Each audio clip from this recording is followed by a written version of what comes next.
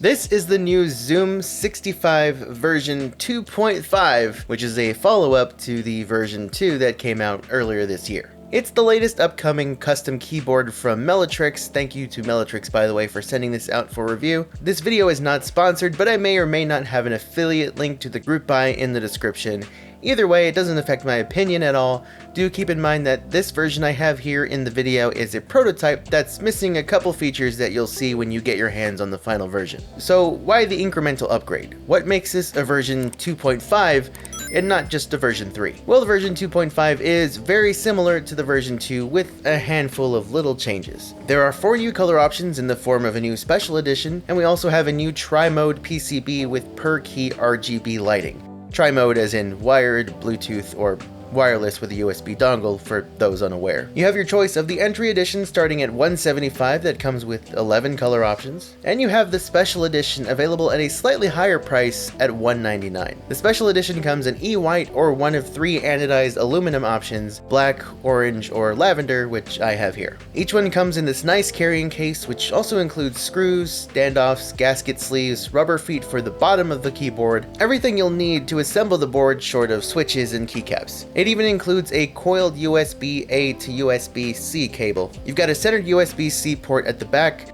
these nice polygonal curves wrapping around the sides of the case, and a spot for the encoder knob in the top right corner. You get a set of sound dampening foams included with your purchase. That's really nice. For some boards, you have to pay more just to add those on. You get a thin sheet of PE foam for the PCB, plate foam, case foam, and a foam that goes in the back of the PCB inside the case as well, so technically it's like 2 case foams. These are of course optional, you don't have to use them, but either way they're included with the board. What's not included is the optional internal weight, which is going to affect the sound a bit, and of course the weight. You do have to pay a little bit extra for the internal weight if you want it. I am going to have sound tests later with and without certain foams, the internal weight, etc. You also get a set of Wuche Studios screw-in stabilizers. These are pretty nice, and they have these rubbery sleeves on the wire where they meet the housing to help reduce any rattle. These can help, but your mileage may vary. I would still recommend lubing them.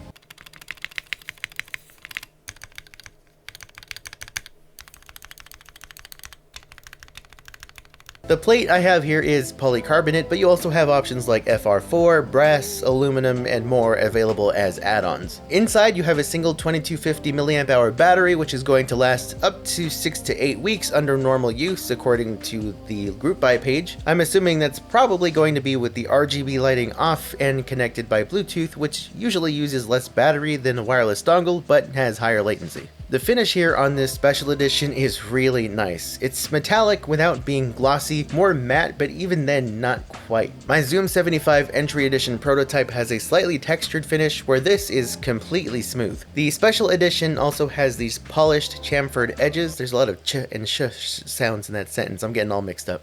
The special edition also has polished chamfered edges. These kind of help the special edition stand out in a good way. I think it looks great and adds a bit more of a premium look to the overall presentation.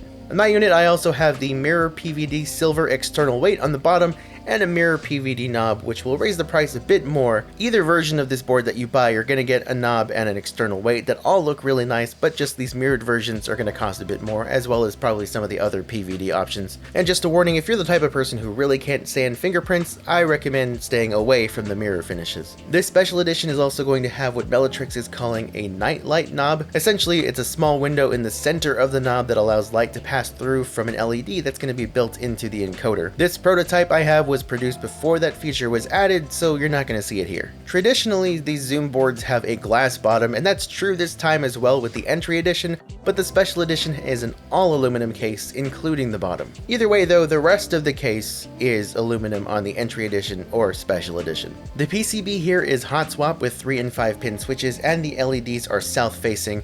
There are also flex cuts here to add a bit more flex when you're typing, and the encoder knob is built into the top right corner. Now at $175 and $199, this is still going to fall within that budget or entry level range of custom keyboards like the previous Zoom keyboards. As of recording, I don't have exact pricing for all the add-ons and whatnot, but all that is going to be on the group buy page, which I will have linked in the description, with optional add-ons that are going to increase the pricing incrementally depending on how you want to build out the board. And of course, this will not include switches or keycaps, although there are a couple of fully assembled options that will start start at $215. I know for some people this is not what they would consider budget, but for what you're getting, it really is. Remember kids, budget does not always mean inexpensive or under a specific dollar amount. But for the build today, I am going to aim on the more budget-friendly side of things with the switches and keycaps. For switches, I'm using Gateron Milky Pro Yellow switches. These come factory lubed and are a great popular budget option if you want a good sounding linear switch with minimal work.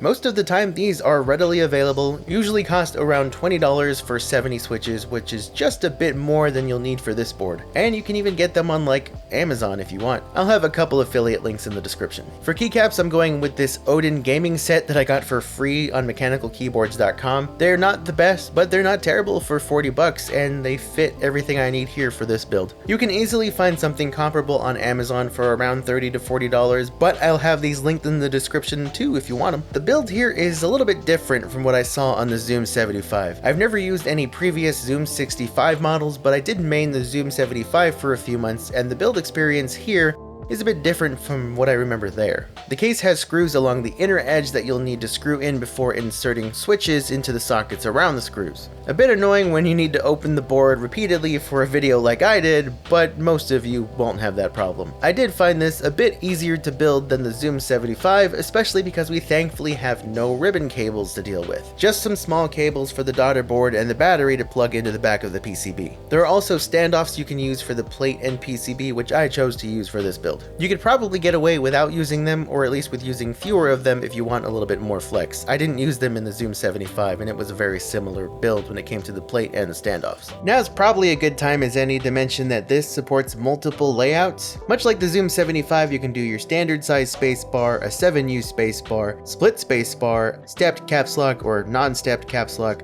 ISO enter key, and more. The gasket sleeve system returns here as well, making this build even easier. Just slide the gasket sleeves onto the gaskets and they stay on. Really easy and still one of my favorite gasket installations I've tried. Then you insert the plate into the case, close it up, screw the top and the bottom back together, add your last switches, your keycaps, and you're done. Fully assembled, this is going to look really nice, and depending on which version and what colors you get and whatever keycaps you might get to match them, you could have a really nice looking custom build here. So here is a series of sound tests with different configurations of foams with and without the internal weight. I am going to be using the plate foam throughout and have decided not to use the sheet of PE foam at all, simply because I've already used the PE foam on my Zoom75 in the past and I like my boards to all sound a little bit different.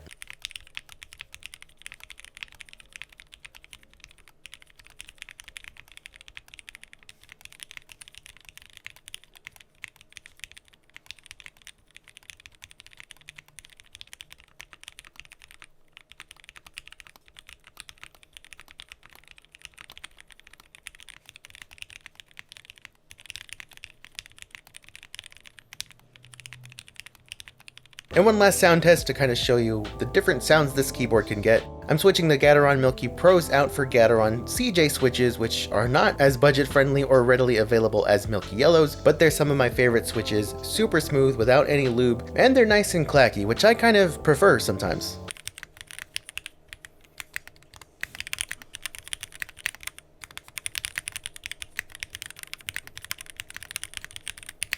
For software, this is VIA compatible. Currently, I do not have the files needed to customize this board on VIA, but in case you've never used VIA, it lets you do quite a bit as far as customizing the board's layout, lighting, macros, etc. And it works a lot better than a lot of first-party software that other boards may require you to download. RGB lighting here is nice. I always like the per key lighting, as do most fans of RGB, although it may not look as bright right now because I swapped out for those CJ switches and they don't let through as much light. Other than that, the lighting's pretty standard here. The encoder knob by default adjusts your volume and you can click it in to mute. It's a tactile stepped knob, not a smooth continuous rotation if that's what you prefer. It's a bit on the small side and being close to the keycaps makes it a little bit harder to turn than I'd like, but that might just be due to my chompy little fingies. As far as any flaws I can think of, I believe I had this issue with the Zoom75 as well, and that is that the flex cuts in the plate make it a little bit harder for me to remove switches because my switch puller gets caught in the flex cuts. And with this being such a flexible polycarbonate plate, it's easy to snag and possibly damage if you're not careful. This is probably just user error because I am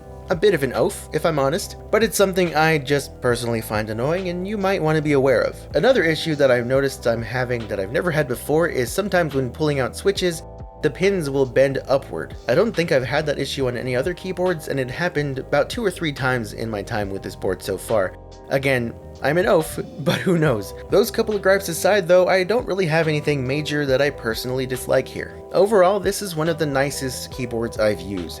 Some may argue that the starting price of $175 is not budget, but honestly, you're getting a lot even at that lowest price. Without even purchasing any add-ons, you're going to get a keyboard with a unique color, included sound dampening foam, decent stabilizers, a beautiful glass bottom, an etched external weight, RGB lighting, an encoder knob, Bluetooth and 2.4 GHz wireless options, and a really nice protective carrying case. There may be fully built options out there for around this price, but you're probably not going to get all of that in a complete package. Drop another 20 bucks on some budget-friendly switches and another 30 to 40 bucks on some keycaps from Amazon, and you've got yourself a great board to start off with for half of what some people pay for much higher-end custom keyboards before they factor in keycaps and switches. And with that hot swap PCB, you can always upgrade later when it fits your budget. So if you do want to pick this up, I will have the group buy linked in the description. The group buy begins on September 19th, so just a couple of days after posting this video. If possible, I may have an affiliate link in the description as well, and I'll have it labeled as such. And I'll have other stuff I talked about in the video linked as well. And any affiliate links of mine you may use are a big help when it comes to supporting the channel.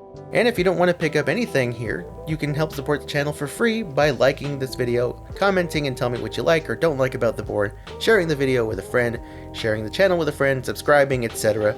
You know all the stuff. Alright guys, thank you for watching, and thank you again to Melotrix for sending this out for review. I'm out of here.